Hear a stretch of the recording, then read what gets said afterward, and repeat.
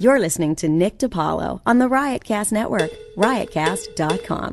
Hey, kids, how are you? What's going on? Holy Christ. I sat down at 12 o'clock, no time to do this. It's now 4:20, just getting to opening the show. Why is that? Well, I plug my iPad in, I get some type of fucking message that software needs to be updated. And then my iTunes software on my laptop need to be updated. And then there was a glitch while it was updating. And then there was 19 other fucking questions. Steve Jobs, rotten hell, you fucker, you. Anyways, no, but I realize he helped create this thing we call the, whatever. And it helps, guys like Jared Fogle lure kids into a van with a teriyaki sub, and other than that, you can look at some tits online, but the rest of it just fucking ages me at Mach speed. But anyways, oh, what a fucking nightmare. Then I get Rob Sprance on the line from Riotcast, and we do this Join Me program. He's looking at my, if you've done this, I'm sure. He's looking at my computer screen through his computer screen. Glitch after fucking glitch, and updating the iPad software, the status bar comes up. It's like, 3 inches long, and in the first, 2 inches and 3/4 goes by like in 5 seconds. Then I'm a cunt hair away from it completing the update, and it just freezes. And I'm staring at that for 45 minutes and getting in the fetal position and crying, and then something else came up, and then something with my fucking Dropbox kept sending me this message in error, and again, your sister's sweaty fucking ass, fuck you and fuck me. How are you, folks? Good to talk to you. Big announcement. I was just doing a little speech to give you time. Here's the deal, folks. This is kind of exciting. Probably the biggest announcement in the history of the Nick DiPaolo podcast. But hopefully you're big fans because you're listening right now, and I'm guessing you are. But if you want more shows, we're going to make it happen. Here's how it's going to work. Get a pencil and paper ready. I'll be announcing this for the next few weeks anyway. So, but if you want more shows, I'm going to do the one show a week for free on Riotcast as normal, like on Monday. And if you want to get 3 more shows, you go to connectpal.com/Nick. Connect, CONNECT, pal, PAL.com/Nick. And it's a multimedia platform where I can do all kinds of shit. But most importantly, the DiPaolo podcast will be up there. $3.99 a month will get you 3 more shows. I should say 2 to 4 because of my schedule. You know how that works. Whether I'm traveling or not, I can get more in or not. How much time I have. But you can count on at least 3. I would say 3 more. So for $3.99 a month. Come on, for Christ's sake. That's nothing. And yes, and we can build this army. And I'm doing it because the downloads have been going up and up. So that's the deal. If you want more Nick DiPaolo podcast, $3.99 a month. ConnectPal.com/Nick. And yeah. We'll have some fun. I think Tom Green is with his company on this platform, and a few big-name politicians and a few syndicated radio show hosts. And it was a connection from the Nick and Artie show, a guy that I work with back there who helped start this, along with a very smart fella that went to Harvard, his partner, also a radio guy. So connectpal.com/Nick.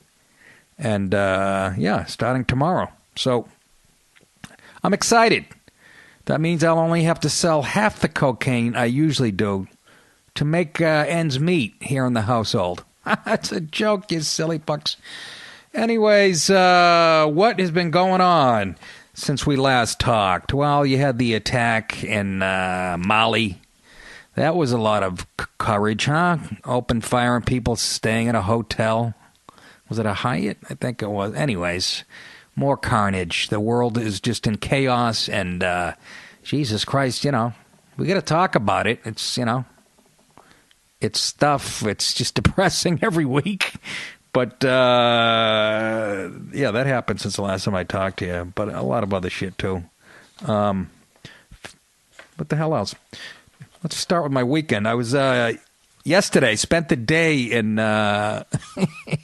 in New Jersey, in Jersey City, actually, on a used car lot. That's right. Danny Soder and a woman named Michelle Wolf, very funny comedians, both of them. I think she writes for Seth Meyers, and you guys know Danny Soder, young guy, funny bastard, love him. Originally from Colorado, and came here, and you guys know from the Bonfire radio show with Big J.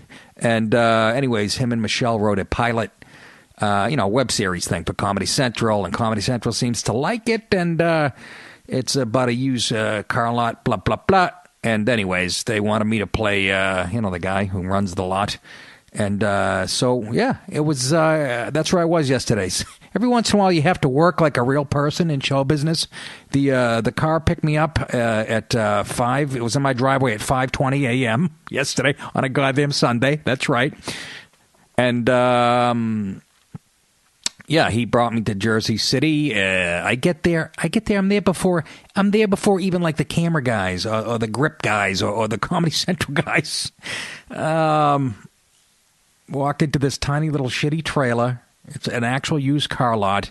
It was perfect. I guess the guy that owns it is from like Egypt, and he's in Egypt, and he keeps an eye on his lot from Egypt. So God knows. I was looking for some type of, God knows what that guy's up to, because Danny told me all the cars on the lot don't even start. Let's lift the hood. Oh, fertilizer. That's good. Fertilizer, and what else is that? Some type of gas mixture. Who knows? God forbid I prejudge. But it's on my mind, So, yeah. So, anyways, we started shooting at like 7:30, 8 o'clock, and got home at 8 o'clock last night. So, yeah. Yes, sirree, Bobby. It was like a 14, 15-hour day, and it was great. That means I was in every scene and got to be a maniac, just yelling at Dan and Michelle. I'm their boss, and with just a fucking shitty attitude, and it was just, they're like, go crazy. And you could work loose, you ad-lib here and there, and they know what they're doing. And it was really funny, I got to be honest. The script was funny, and it was just a blast. It was like me, Danny, Michelle, and one other actor, and that was like it for all the scenes. They'd already shot a couple the day before. So keep an eye out. I think Comedy Central seems to be kind of, who knows? Danny said, I think they're hot on it. They seem interested. But it was a blast. And man, it got cold. All of a sudden, like 2 in the afternoon, it dropped. Temperature dropped about 20 degrees. The wind picked up.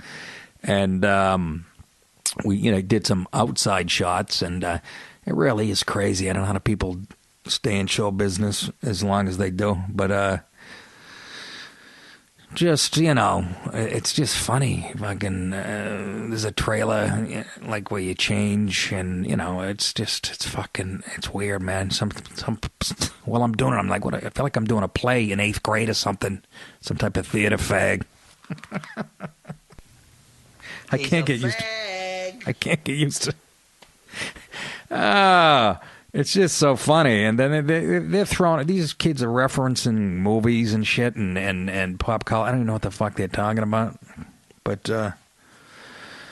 Soda had me cracking up, and it was great. Like I said, he let us wing it. You could wing it here and there. Here's the structure to the scene. You got to get the words in, some of them, but let's do it again, only, So I'm just making up. At one point, I'm screaming in their faces and just going, you titless fucking grilled cheese eating gluten-free jerk-offs, get out of my fucking... And they're like, oh, yeah, let's do it again. And it's kind of fun. But nothing beats stand-up, folks. It is fun to an extent, that type of shit, but stand-up, when you write and edit and direct yourself and you're out there by yourself, that is pure entertainment, the purest form, in my opinion. But that's fun, too, and they let you play a character. Hey, we need an angry asshole. DiPaolo, it says right in the breakdown. Should have been Nick DiPaolo. But let's hope that sees the light of day. You do so many of these things over the year. I read somewhere George Clooney did 28 pilots before before the hospital show he was on. I don't remember what the fuck it was, hit. But he had done 28 pilots or something that never saw the light of, just to give you guys an idea of how the networks don't know what the fuck they're doing.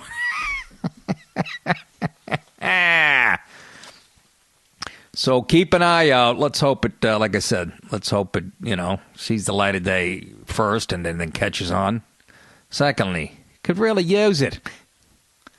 But a blast. And thanks to Michelle Wolf and Danny Soder and everybody at Comedy Central who are really nice, man. These people behind the scenes, they're unbelievable to watch these people work, setting up the fucking lights and just, they know their shit, And the wardrobe people, they asked me to bring like these cheesy shit I have in my closet, which wasn't hard. I went behind my third shirt and found a suit from 1967.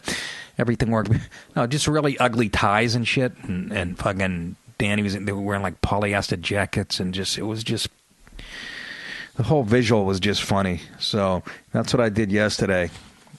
Got home and fucking watched like a little bit of Arizona.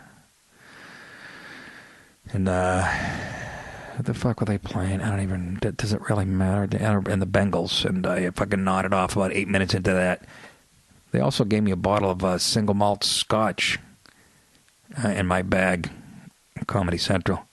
So I had a nice glass of that on ice. And between that and me being dehydrating and holding a dump for 12 hours yeah, I went down like a Kennedy after 2 sips of that scotch. I was seeing double.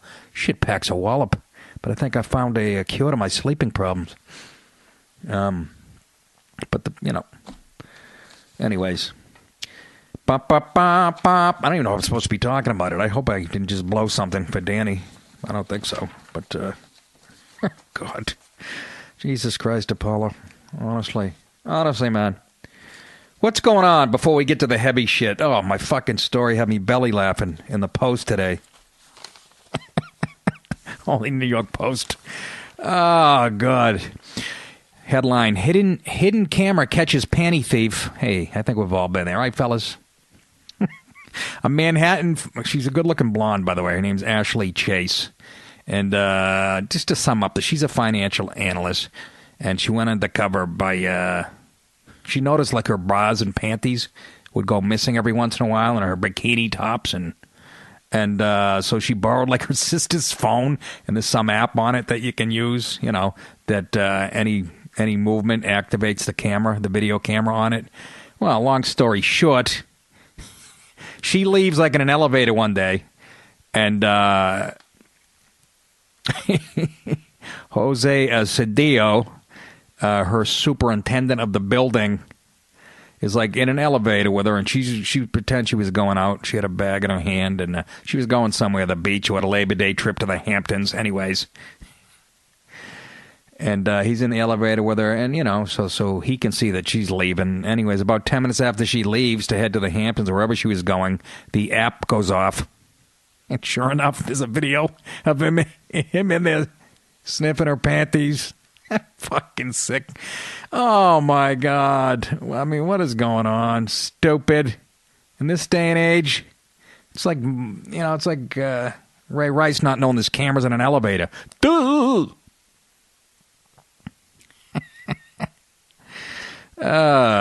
Yeah, so she checks on the phone, and sure enough, there he is. She was headed to Montauk on Labor Day. And 10 minutes after she left, the thing goes off, and she checks it. Oh, Jesus Christ. I don't know why that makes me laugh.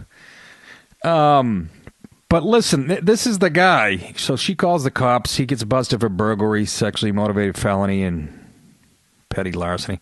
Papers are filed in Manhattan. This is him. He cops to the panty raid, admitting this is the guy. He goes, I went in today to look around. I took a pair of panties. I left. I went downstairs. I sniffed them, and I threw them in the garbage. Why would you throw them in the garbage unless they, unless she shit herself?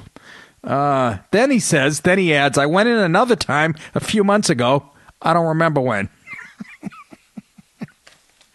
Ooh.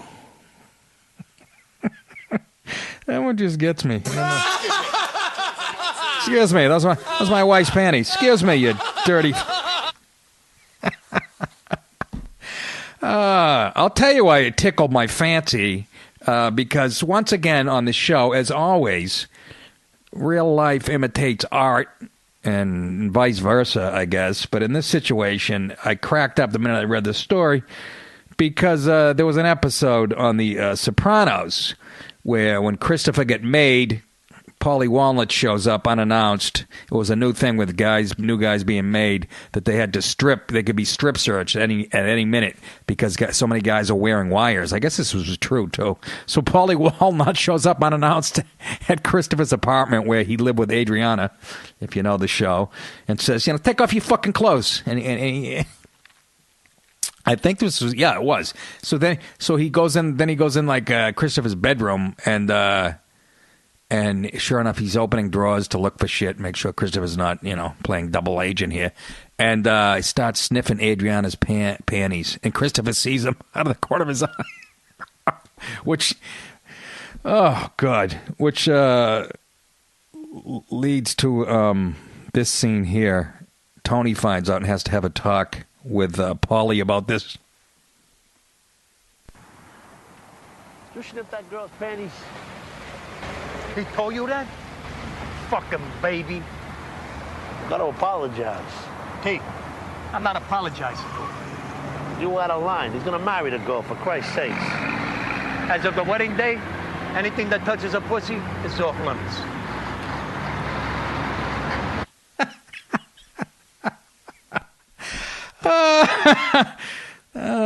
Anything that touches her, as of the wedding day, anything that touches a pussy is off limits. And fucking Gandolfini does the best acting there. Just looking at him with okay, you crazy sick fuck. It was the best moment I've ever seen. He just kind of looks at him, then puts his arm around Paulie, and they start walking. Oh, my God. I remember hitchhiking from University of New Hampshire. I went down. I used to hitchhike from University of Maine down to the University of New Hampshire to see my girlfriend on weekends in sub-zero weather. That's when you're young and you get a taste of Vazavatsa. You'll do anything. And I remember hitchhiking back, getting up on a Monday morning from New Hampshire back up to Maine. I'm out on the highway. I was out there about an hour. Big 18-wheeler picks me up. I get in. Guy had like a bushy beard, almost like a ZZ Top. Kind of a creepy looking. So he goes, well, I tell him I'm going to University of Maine. And I go, oh, yeah.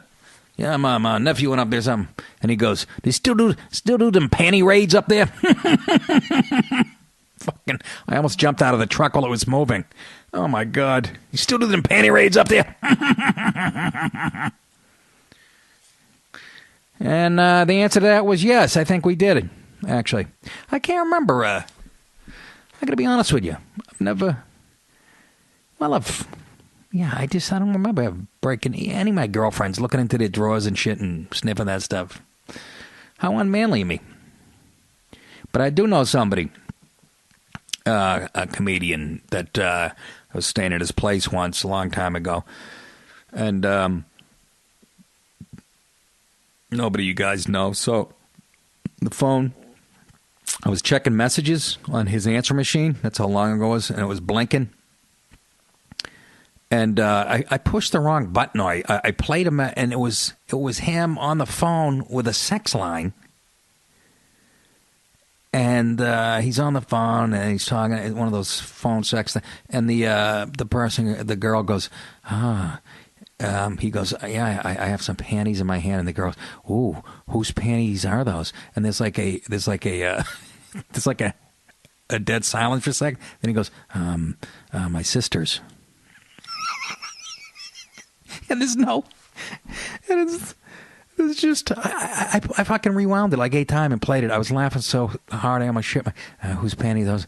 My sister's. How does the girl on the other end of the line not fucking start laughing her balls off? I mean, I would have been fucking dying. Excuse me. Whose panties are those? My sister's. It was kind of like he asked it like my sister's. Like he had to come up with an answer on a pop quiz. Sisters, cunt! Yes, exactly. So that fucking cracked me up. So that guy's in the Post. How funny is that? How humiliating, but a girl. Well, he had good taste. I'll give him that much. Sniffing her panties. I guess he took some dirty ones, like I said. Guy's an expert. He knows what he's doing. Who's not a question. What the hell else? Gangs of New York. Sicilian Mafia offers Big Apple protection from psychopathic ISIS. Does that ring some bells from the past, folks? Giovanni Gambino, he's the son of a key figure in the Gambino mob organization. Well, so why is he in the, post a picture of him? It's unbelievable today. Well, he says the mafia is in a much better position than security bodies such as the FBI or Homeland Security to give New Yorkers the protection they need. He says they often act too late or fail to see a complete picture of what's happening due to a lack of human intelligence. This is a mob guy talking with NBC. He added the mafia's knowledge of individual movements and interactions with locals give it the upper hand, even compared to the latest surveillance technologies. Of course, he's also trying to carve a role as a Hollywood screenwriter, this Gambino guy, which is, again, that reaches back to the... Christopher did that on The Sopranos.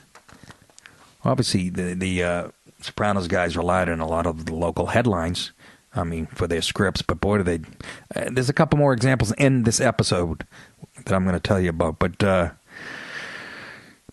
he says, the world's a dangerous place today, but living in New York, neighborhoods with Sicilian connection should feel safe. We make sure our friends and families are protected from extremists and terrorists, especially the brutal psychopathic organization that calls itself the Islamic State. Okay, that's true. That's great and everything. But are you going to be at the Lowe's Cineplex when I'm going to see fucking Star Wars 19? Even though I wouldn't see that if they were shooting in my front lawn. But I'm just saying, are you going to be at the... What, are you going to fucking hide out in the giant turkey float on the Halloween parade? Fucking see Sal Picatrano under the turkey's neck opening fire on fucking... I understand what he means. The local neighborhoods will be protected, but how about the Madison Square Garden, or when you go to see a rock concert, like what happened in France? I mean, there's only so many Gambinos, I think, all right? But I like the spirit. What a world, huh, folks? What a fucking world we're living in. With ISIS and fucking mobsters ready to do battle.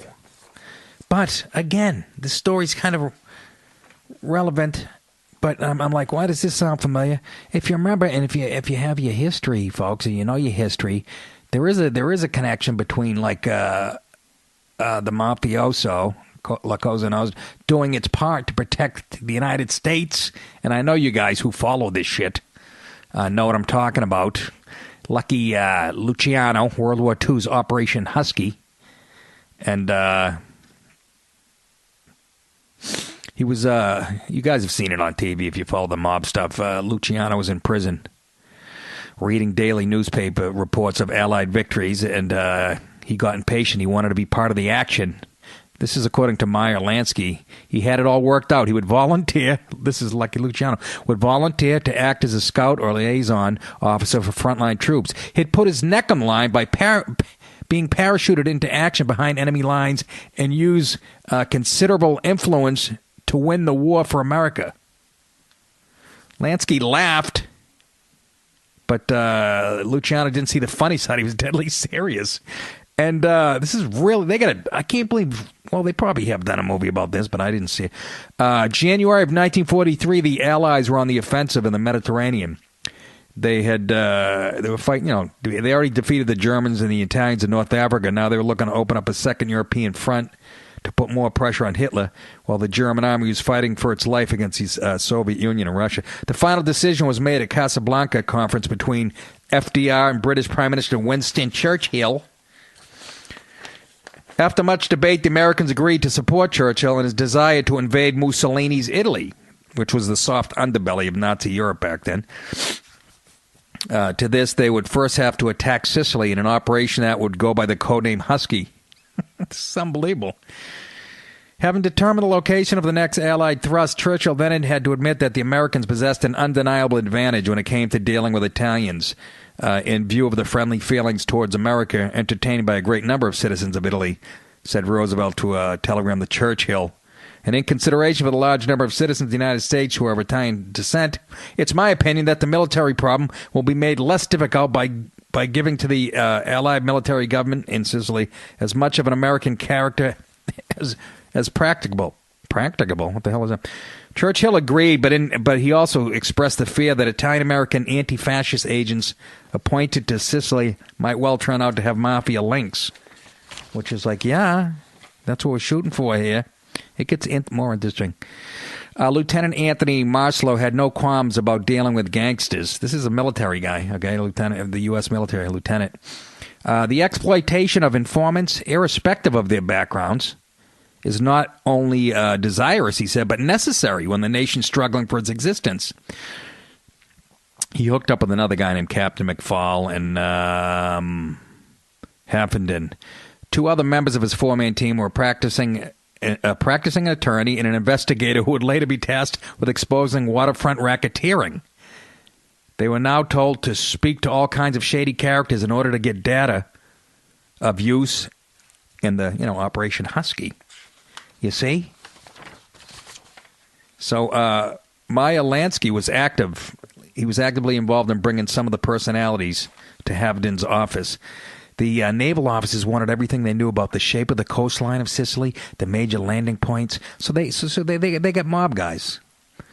Okay, they grew up in Sicily, knew the lay of the land, and they brought them in. And the Navy wanted from the Italians all the pictures they could possibly get of every port of Sicily, of every channel, and also to get men that were in Italy more recently and had knowledge of the waters on the coastlines.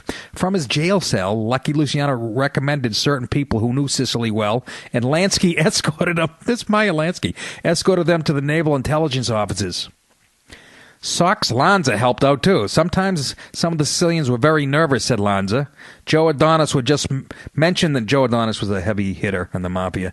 He would just mention the name of Lucky Luciano and say he had given them orders to talk. If the Sicilians were reluctant, Joe would stop and smile and say, Lucky would not be pleased to hear that you're not helping. And then they would... Imagine having that much fear.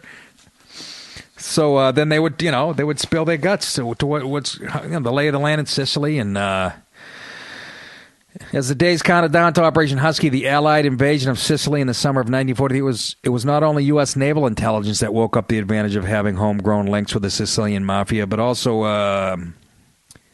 the Army, chiefs of staffs in Washington. They came up with a plan for psychological warfare in Sicily. This was in April of 1943. This included the establishment of contact and communications with the leaders of separatist nuclei, disaffected workers, and clandestine radical groups, e.g. the Mafia.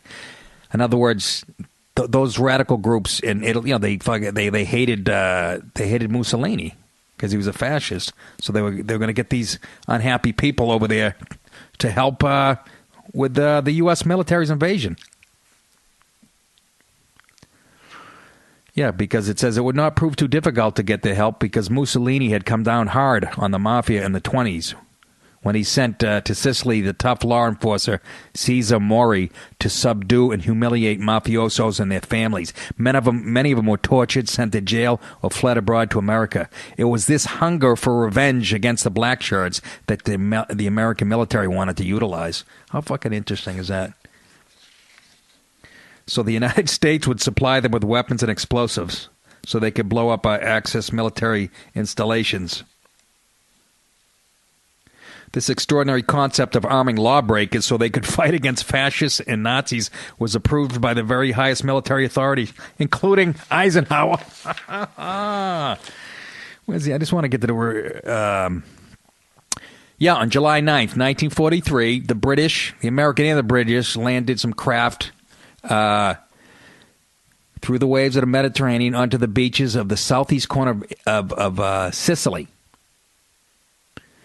And the British were supposed to advance north along the eastern coast of Sicily from Saragossa to Messina.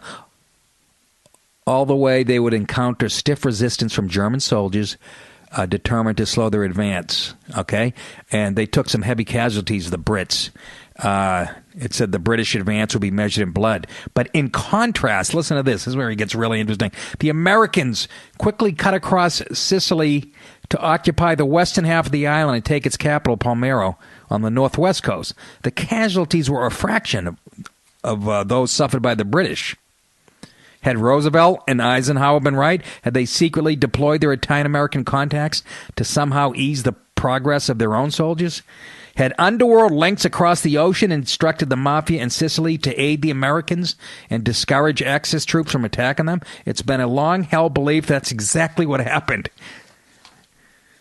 So the mafioso stepped up on behalf of the Americans and made it easy when they invaded Sicily. And very interesting. There's a lot more to it. I don't want to, it's enough detail. But once again, I'm like, this all sounds familiar. And then in the final season of The Sopranos, I think it was the final season, the last of the second and the last, Tony has an encounter because, again, you guys know the show takes place in Jersey and the terrorists, and, they started to shoot the show in like 98, the pilot. In 2001 happened right in the middle of this series, so they had to work that angle into the show. And sure enough, Tony has a conversation with Detective Harris from the FBI talking just about this. And it sort of mirrors, you can see they obviously studied their history and did an episode sort of based on this.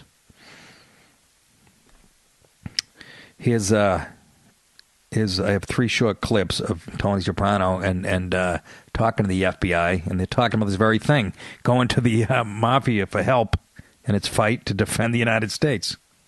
As I told you, my partner and I are with the Joint Terror Task Force now. You're around Port Newark often enough. We're concerned about what might come through there from the Middle East. Yeah, and Let's talk terror funding. Most of it comes about through illegal enterprise. Our pitch is this, and it's the same we gave to Christopher Moltisanti. Maybe you never mentioned it. If you or any of your people ever heard of anything going down, Middle Easterners, Pakistanis, you'd be helping us a lot if you let us know. I think there's a word for that. Your daughter takes pre-med classes in New York? She uses the tunnels?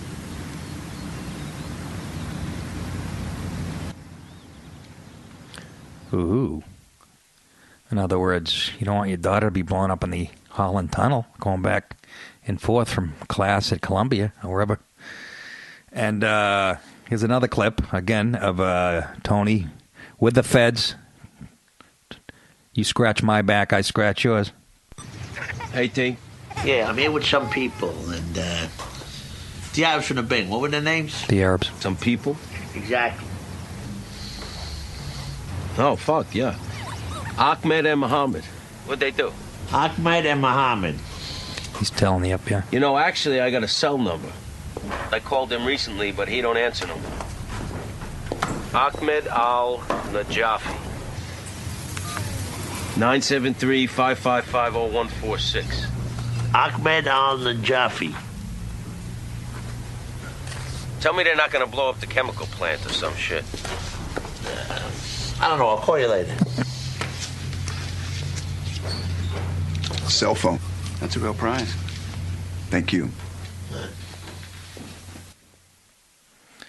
Yeah, but Tony had more integrity, and so did Lucky Luciano than the psychos today in the mob that rat each other out every 3 seconds. Here's the final contact with Tony and the FBI. How's the anti-terror going? Great. If you don't like sleeping, eating, or seeing your kids. Listen, those Arabs from the Bing. Mm-hmm. Let me ask you the truth. They're in Jordan, right? Getting their balls zapped? Or you're not going to tell me? I'm not really sure. For all we know, they may be harmless pistachio salesmen. And don't get so bent out of shape. You're a big boy, Tony.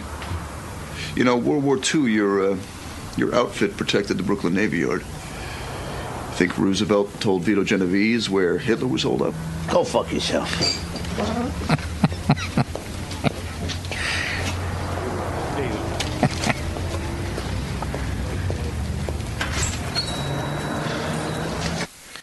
I love it. See that? Art imitating life and vice versa, I guess. I thought that was pretty cool, though. History repeating itself. Hope we step the fuck up. I don't know. We don't have any leadership on the legitimate side. I wonder if we have any on the mafia side anymore. You know? Speaking of fascists and whatnot, you know, I think you've heard Obama say that terrorism is actually being caused by climate change and global warming. And who else said it during a debate? Oh, Bernie Sanders actually said this. Sanders, you said you want to rid the planet of ISIS. In the previous debate, you said the greatest threat to national security was climate change. Do you still believe that? Absolutely. In fact, climate change is directly related to the growth of terrorism. Excuse me. No, no, no, no, no, no, no, no, no, no. No, no, no, no, no, no, no, no, no, no, no, no, no, no. No, not this fucking time. No fucking way, no fucking way, no fucking way, no fucking way, mate. That's right. Well, the theory being that, you know, because of the planet warming up and eventually crops won't grow and people will be fighting for water and it'll cause, you know, international conflict. But how is that any different? Even if there wasn't global warming, whether you believe it or not, terrorists are always going to fucking... There's always going to be unrest all over the planet, okay? It's never going to be fucking equal. Get that wet dream, utopian horseshit out of your fucking... But here's the thing. Flashback 1941. Okay, the headline from 1941 from a Cincinnati newspaper. It said, again, 1941. Scientists claim global warming caused Hitler. Warmer temps may produce a trend towards dictatorial governments. People are more docile and easily led in warm weather. This is a headline from 41. People are more docile and easily led in warm weather. Well, that explains why, you know, spring break is in Florida and in Arizona, the Bahamas, and Cancun. I got more pussy because, you know, let's be honest, people are more docile and easily led in warm weather. Nobody's going to spring break in fucking Anchorage. You're not going to get any pussy up there. Might have had to do with the 8 Long Island iced teas I pumped into Betty, but can you imagine that? 1941 claim. The rise to power of Adolf Hitler in Germany and Benito Mussolini, Italy, may be due in part to the gradually warming temperatures of the world. People are more docile. Links fascism with weather. It's a Cincinnati, Ohio paper. I think it's a bit of a fucking stretch. That was in the UP. That's United Press. I don't even think the Mason City Globe Gazette and Mason City, Iowa. That was another article. That was March of 1941. Yeah, it says increasingly warming temperatures throughout the world may produce a trend toward dictatorial governments, in the opinion of Dr. Clarence Mills, professor of experimental medicine at the University of Cincinnati. Well, if that's the case, how come we're the only fucking superpower left and there's a handful of dictators? But in fact, Dr. Mills believes that the rise to power of Adolf Hitler in Germany may due in part to gradual warming temperatures. I guess the leftists were fucking even retarded back then. Dr. Mills is author of a theory that climate has a marked effect on human growth, stature, sex development, and disease resistance. Well. That theory's been around a long time. And Bernie Sanders and the fucking idiots, Obama, they're trying to fucking pump steam back into it. Anything to get a reason to fucking tax the United States. That's all it is. We're the ones who'll be squeezed, the fucking taxpayers. And your carbon tax, my left nut. Fucking even if it is warming up. I'm not even denying that. I'm just saying. When you use it as an excuse to dip into my fucking wallet, yeah, I'm going to be skeptical. What else? What else is going on? Oh, fucking Trump. Might as well stick on this. Well, we had on Friday 5 more Syrians were stopped at the Laredo port of entry. Laredo, Texas, that is, Mexico border. This brings the total number of Syrians seeking entry into the U.S. Through our city to 13 this week. Yeah, a statement from the Department of Homeland Security. 5 Syrian nationals presented themselves at the gateway to the America's Bridges.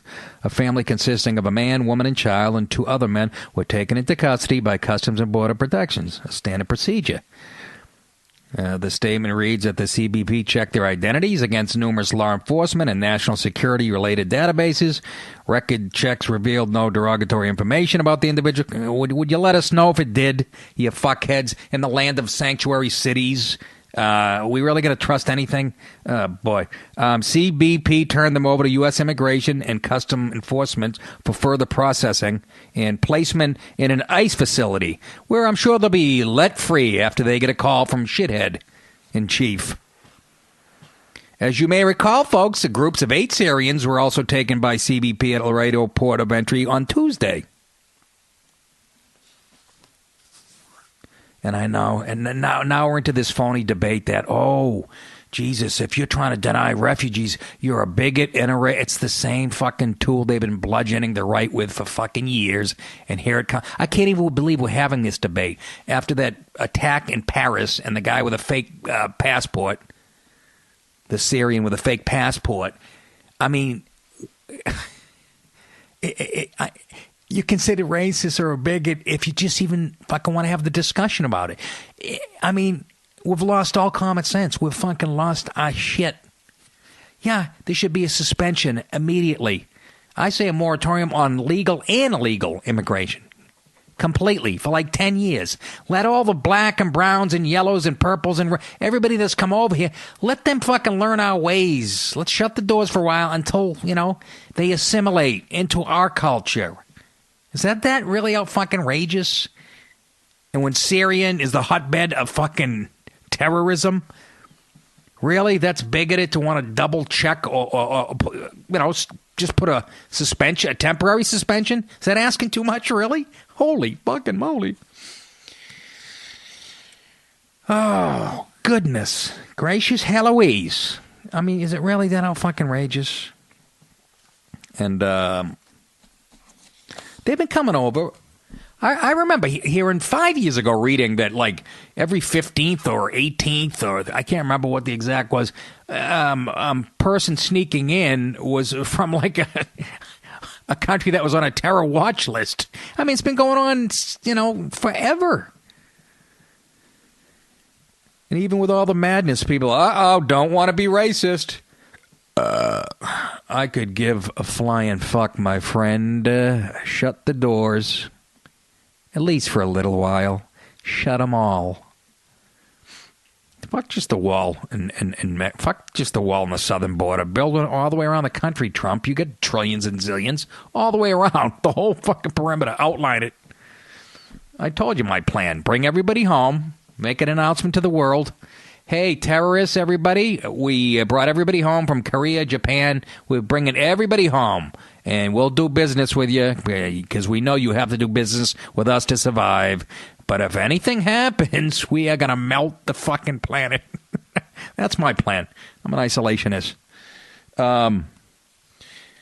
But, of course, Trump, Mr. fucking, with his nuanced speech, I guess since I talked to you guys last, he comes out. Somebody asked him about a watch list or a database to keep an eye on Muslims, and Donald, the reporter brought it up, and now Donald's been taking a lot of backlash because you can't use that type of language, you can't go, because, right away the lefties go right into their panic. That's like fucking Nazis. That's like Nazi German thing. And I did a bit on my special when they were upset. Remember when they wanted to pull people, they were pulling people over in Arizona, and if, they found out that you were there illegally, they wanted to deport you, and people go, that's just like Nazi Germany. It's like Nazi Germany. And I said in my special, I don't remember Jews sneaking into Germany. I don't remember them climbing over the fucking fence. I got a nice laugh, so it must have had some truth to it. But, some reporter kind of yelled out he's in a gaggle of reporters to Trump about this idea. And, of course, Donald, most politicians would go, just Jeb Bush would go, that's fear-mongering. I wouldn't do that. But here's what Trump did about his idea of a watch list or something. Not his idea. It was the reporter's idea. But he admitted it was a good idea. There should be a lot of systems beyond database. I mean, we should have a lot of systems. And today you can do it. But right now, border, we have to have strength. We have to have a wall. And we cannot let what's happening to this country happen. But that's something your White House would like to implement. Oh, I would certainly implement that. He would certainly implement that. So don't try to deny it, Donald, that you said it. He was trying to backpedal. And so what, I say? So fucking what? But that was dumb, Donald. That was dumb. It was really dumb because, you don't come right out and say, you just do it. You just do it. There's a million ways to... Look at the guy sniffing in panties. It's not even safe to sniff panties in a building that you're the superintendent of. You just do it. Yeah, a watch list. So what? Oh, but civil rights and all that shit it doesn't matter. National security comes first. Who gives a fuck about your civil rights if you don't have a country? I don't give a shit. Make a list as long as my arm. You don't think that's going on right now? The guy, de Blasio, no, we can't put surveillance in mosques. And please tell me he's an actor in this role too. He can't be that. Can he be that stupid, really? We're surveilling. We have to be doing undercover work. If not, you're very naive about the world, which people on the fucking far left are. That's not how it is anymore. Ooh, that would be prejudice and racist versus being shot up at a concert. Those are your two fucking choices. Pick one. Yeah, so... And Trump says that shit, right? Even I'm going. I said to my wife, I go, you know what? I think he doesn't want to be president.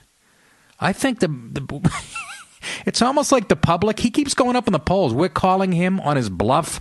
Remember at the beginning, people go, oh, he's just in it to sell books. He's not going to run for president. And I sort of agreed with that. And it's like a, what do you call it? Chicken fight. Trump's like, yeah, I'll show these guys. And we're calling him on his bluff. He goes, I'll say something outrageous. Because you think maybe he's getting tired or he's like, oh, God, this is harder than I thought. And he says these outrageous things. And part of me thinks he says them on purpose, thinking it's just going to implode his campaign. If I come out and say I'm for a watch list in this politically correct world, oh, my God, my numbers will plummet. Maybe that's how I can get out of it. It's the way I'll pull the strap on my parachute to get out of this fucking mess. And he says it, and the public's like, fuck you, you're in this for the good. The numbers go up even further. But it's just, that's a crazy theory. But people are sick of political correctness and what's going on in the world and the lack of leadership and all that other shit. So, when he says it, people are like, yeah. He also said he'd bomb the shit out of certain, ISIS strongholds. He goes, I'll bomb the shit out of them. And you know what? Good! I'm all for it! Just being around a few of the actors, too, this weekend, a few of them, listening to them talking, and it's so funny. I'm like an undercover agent in this business, because you guys know my politics, and most of the people do, but there's certain people on the set that, I guess they might know, but I'm listening to them. Once they get amongst each other, black people get real black when they get around each other, and they black it up. And that's what libs do. They get around and say, oh, do you hear what Trump said? What is he, fucking Hitler? I'm just sitting there in the makeup chair laughing quietly. It's hilarious. That's why you got to go, come to this show. You're not going to hear this shit anywhere else. Everybody else is looking over their career. It's too late for me. I don't give a shit. I blew the lid off on Tough Crowd. I'm an open book. Don't say Mein Kampf. I know what you're thinking, you dickheads. I say that like there's liberals listening to this show. But Trump, I'd definitely implement that. Well, okay, don't try to backpedal. Don't get mealy-mouthed about it. You said it. Now take it to the bank, Mama Luke. I don't think it's so outrageous, They love to go to that Nazi That's it, they're Nazi. I don't give a shit. Whatever you got to do to keep the homeland safe. The truth is, you can't prevent any of this shit, can you? You can't prevent psychos. By the way, they say ISIS is making their own cocaine now. That's good. That's good news, huh? But you can't. How are you ever gonna prevent that? Somebody going into a mall, and we're an open and free country. That's what makes it so easy for psychos who don't believe in that. You know, it's a blessing and a curse at the same time. Here's a nice headline for you: White House gave ISIS 45-minute warning before bombing oil tankers. This is fucking... Can I make this shit up? Can I make it up? Can I fucking make it up? Yeah. The Obama White House has given ISIS a 45-minute warning before bombing their oil tankers by dropping leaflets advising potential jihadis to flee before airstrikes in Syria. Get out of your trucks now and run away from them. Warning, airstrikes are coming. Oil trucks will be destroyed. Get away from your oil trucks immediately. Do not risk your life, the leaflet reads. I can't believe what I'm fucking hearing here. I should believe it, though. Because when we went over one of the USO trips, it was even, it was the Japan one, which was in 2005, 4, I don't know. But even then is when I learned about rules of engagement. And the Marines were telling me, yeah, we can't shoot unless we're shot at. I got dizzy on my feet. I thought they were making it up. So this shouldn't really surprise me, especially with a peacenik in the fucking White House. But the leaflet drops are justified under the premise that oil tanker drivers might be civilians and not ISIS recruits. Well, if they're driving trucks for fucking ISIS, I don't give a shit. They're part of it. You know, just like Ward Churchill said, the people, what did he say about the people in the fucking towers? Which he was so wrong about, little Eichmanns, he called them. In this case, it's true. They're driving trucks for ISIS. And this guy, J.E. Dyer, goes, they're waging ISIS war, just like the other non-uniform participants who make up 100% of ISIS ranks. This is how much Obama wants to control collateral damage. Compare the Obama White House's approach to fighting ISIS to that of Russia. While it took the U.S. 15 months to even begin targeting ISIS oil refineries and tankers, airstrikes by Moscow destroyed more than 1,000 tankers in 5 days. So who's really in it to fucking win it? We are in it to win it. Yeah. In comparison, Colonel Steve Warren said the U.S. had taken out only 116 tanker trucks. The first strike to target ISIS' lucrative black market oil business, which funds over 50% of the terror group's activities. Listen to this. This is what killed me in this article. U.S. airstrikes targeting oil assets are so rare that PBS, the network, was caught using footage of Russian fighter jet bombing an oil storage facility in Syria and passing it off as evidence of U.S. targeting the Islamic State's oil infrastructure. They had to find a clip. They couldn't find a clip of us blowing up, ISIS oil reserves. They actually had to substitute a clip of a Russian jet blowing up a storage facility in Syria. Pilots are coming back. The pilots say, you went 12 full months while ISIS was on the march without U.S. using the air power. And now as the pilots come back to talk to us, they say 3/4 of our ordnance we can't drop. We can't get clearance even when we have a clear target in front of us. You fucking hear this? That's what I mean. It's going to be all scripted. But, again, now, when you say that, Obama administration, they have an answer to why they were doing that. Numerous analysts claim Obama White House 15-month wait before it began targeting primary funding mechanisms behind ISIS was part of a tacit policy to help the Islamic State overthrow Syrian President Bashar al-Assad. So that's what, which may be true. You know, they're saying, hey, we didn't, 15 months ago, we weren't blowing up ISIS because we thought that they were going to overrun Assad, who's still our fucking enemy. And I can almost buy that. But you dropping fucking leaflets? I don't know. Racist cunt! I know, that's how I feel. Believe what you want to believe, folks. I don't know. Hey, let's talk about some feminist news, huh? This is a great story by Carol Markowitz. How whiny feminists are ruining sex.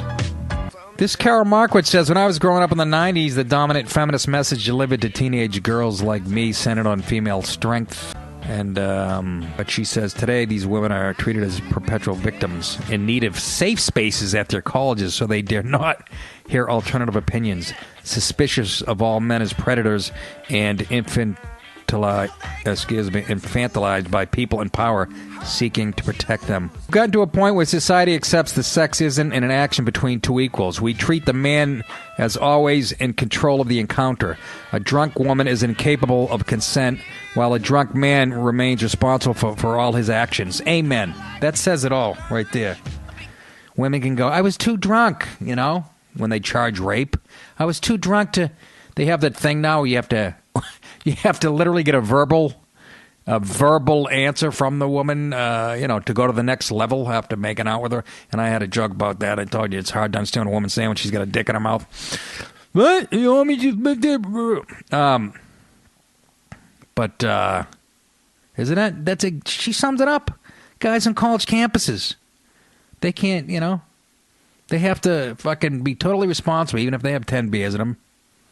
But women can use that in court against them.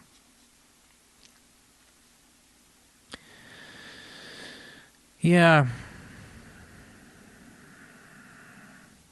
What's this other thing she talked about? A girl. Oh, listen to this. This one will make you fucking crazy. This woman, it's in New York Magazine, to give you an idea. It's called The Game is Rigged, was the article. Rebecca Traister tells the story of Rena Gattuso, a Harvard senior, who wrote a column for the school paper, about a sexual experience she had at a party. She was drunk. She slept with two men. She admits that it was entirely consensual, but that she woke up dissatisfied and confused, wondering about the power imbalance in sex. Traister writes, eventually, Gattuso realized, that's the girl who slept with the two guys, that what she was grappling with was not just the night in question, but also the failure of campus feminism to address those kinds of experiences. We tend to talk about consent as an individual process, she wrote, instead of asking what kinds of power are operating in the situation. The student complained they only ask questions like, did you or did you not say yes? It's not as simple as yes or no, she continued. Yeah, it is, you fucking whore. But ethical sex is hard, and it won't stop being hard until we minimize as much as possible power imbalance related to sex. Gattuso had, as women having consensual sex have throughout history, chosen the partners, the place, the time, and the action. And yet she believes the power imbalance isn't in her favor. Exactly. Have we really gone so far down the rabbit hole that the obvious fact that women can have sex whenever and however they want to, while men can have sex only whenever and however women want to, isn't obvious? Exactly. This broad fucking nails it. I like to meet this chick. I like to meet her. Tracy notes that young women don't always enjoy sex, and sex on offer to young women isn't not a very high quality. I'll excuse fucking men. Yeah, yes, young men are generally not very good at sex film at 11. But Tracy's conclusion is that the game is rigged, with the game being sex and the rigging being done by the sinister patriarchy to deprive women of sexual pleasure.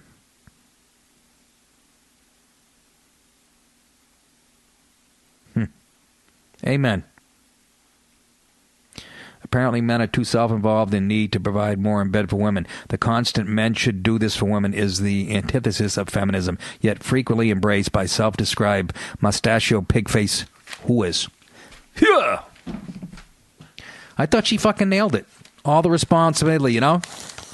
That little scenario she drew up with a drunk woman and a drunk guy in a college dorm, and she can go to court and just say, I was too fucked up to give consent, and yet he has to fucking be totally responsible for his actions, even though he's drunk. It's just such horror. Eventually, like I said, it's like with the race thing. Al Sharptons of the world won't be happy until it'll be illegal for white people even to talk about black people, and that's what it is. Eventually, with the feminists, they will not be happy until I don't know what'll make them happy. I don't think anything. I feel bad for the guys in college. Holy Christ! You wonder why they're dropping fucking shit in your Diet Coke when you're not looking? Nick, what are you talking about? By saying that, you're proving her point. Yeah, I guess I did, didn't I? I'm just saying. I'm glad I'm 53 and I don't fuck anybody. What? You heard me.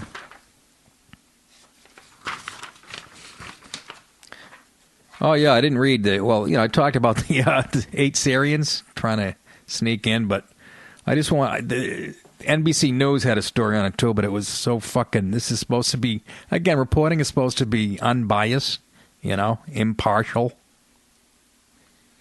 But on NBC News, it's unbelievable. The internet's so left right now too.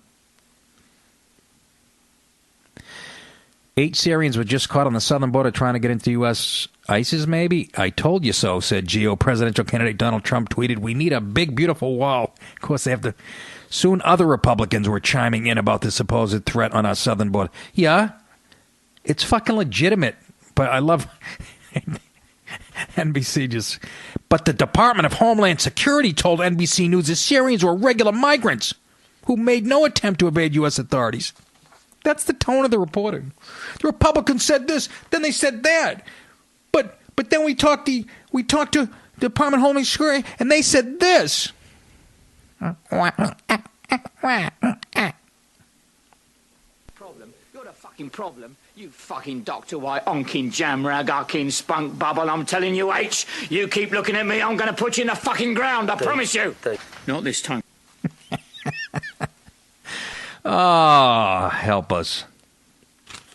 Somebody help us. That's about it. A little story here. Kind of creepy to keep up with the times. We are coming. Pro-ISIS message found on Ohio College campus. Youngstown State, I guess it was. The Vindicator reports the rocks in the center of Youngstown State University campus were defaced with ISIS messages stating, we are coming, France deserves destruction, and YSU supports ISIS. That'll be Youngstown State. Campus police have reached out to the FBI regarding the message. Yeah, you know who I'd reach out first to? Black Lives Matter. That's who I'd reach out first to. And the anarchists that make it up. That would be white little fucking liberal jerk-offs and, angry black students and whoever else. Really, it goes across all racial lines when it comes to the 99%ers. But that's who I'd check out first, FBI. I'd find that group because they're pretty much one and the same. Don't tell me they're not giggling every time there's a blow against France or any of our allies, because they hate this country so fucking much. I guarantee they're giggling every time there's a terrorist attack. And I'll say that now, and I'll be right in a fucking year from now and have to remind you. That's who I'd look at first. Special Agent Todd Worth, the head of the Youngstown FBI office, told the Vindicator at this point there's no specific credible threat to Youngstown State or the Youngstown area. Yeah, check out the people who hang fake nooses on doorknobs and draw fucking swastikas and feces.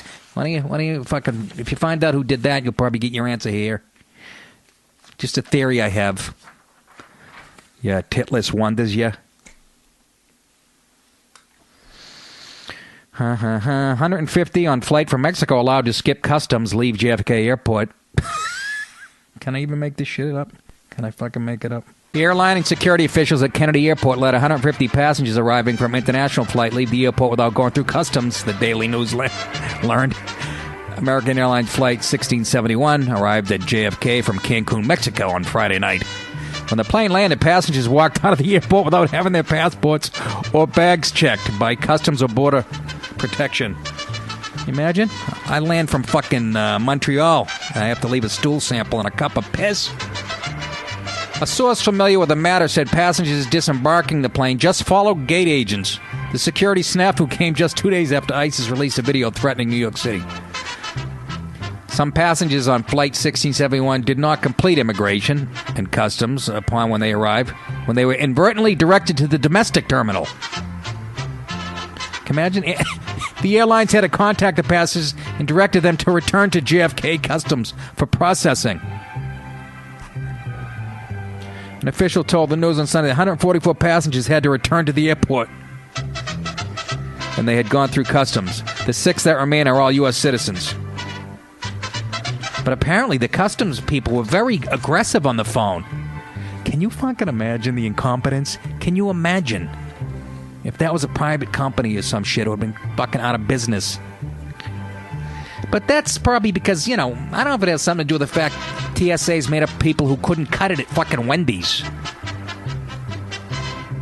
I mean, you think that might have something to do with it? What a fucking farce. Oh my God, it's all scripted, folks. I'm telling you. By the way, a fan of the Latino immigrants, the legal ones. Like I said, every time I watch Meet the Press or one of those Sunday morning shows this week with the Greek midget, they put up at the end, who died fighting in Afghanistan. It's going on, and it's always Latino names. There's always Latino names in there, Like I said, they're the Italians of what the Italians were in the last century. More Italians died in World War II than anybody, or fought in World War II. But I'm just saying,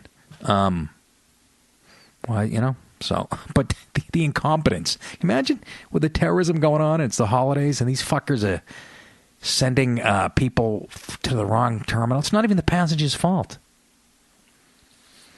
Now, what do you want from an airline that lost a girl's leg? You read that last week? The woman, one of the women who lost a leg in Boston Marathon bombing. American Airlines lost her fucking artificial leg. I can't make this shit up. Oh, God, fucking help us. Our Father who art in heaven. He's a fag. Oh, come on, not with that. I guess that's about it, kids. Sports-wise, I got the Bills and the Pats tonight. Had 7 right out of 16. My brother's got 11. It's at the top of the pool. And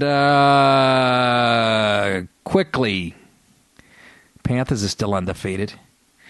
College football, Ohio State, they were number 2 behind Clemson, but they get beat by Michigan State this weekend, and we knew that was going to happen.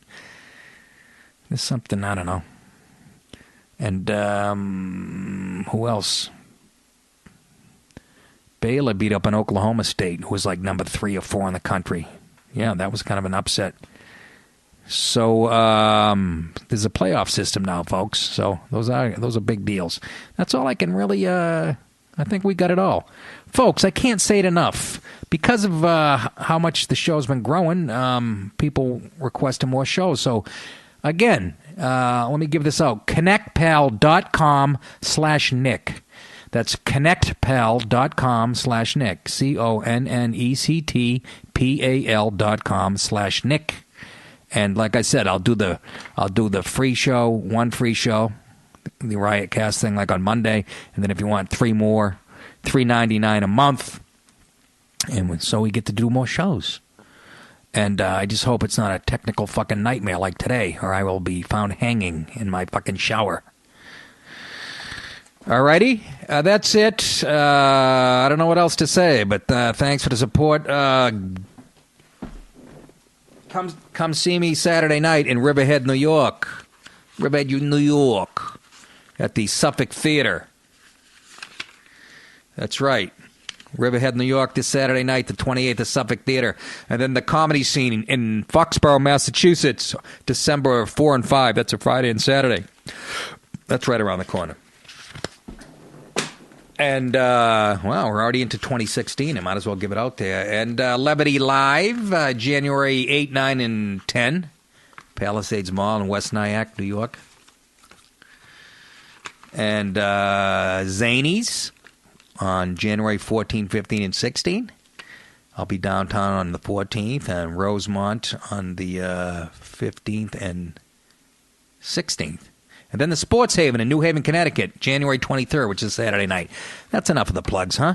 ConnectPal.com/Nick. ConnectPal.com/Nick. I look forward to doing this every day because it's goddamn fun. Come on out and see me live. Those are the best shows where we can say shit. Again, I don't know how much longer I can say the shit that I'm saying. Hillary's going after comedians. I didn't even get to that today, goddammit. We'll get to it tomorrow. See, I can say that now. About Laugh Factory comedians busting her chops. Yeah, either way, you know how I feel. All right, kids. Good talking to you again. I'll talk to you real soon.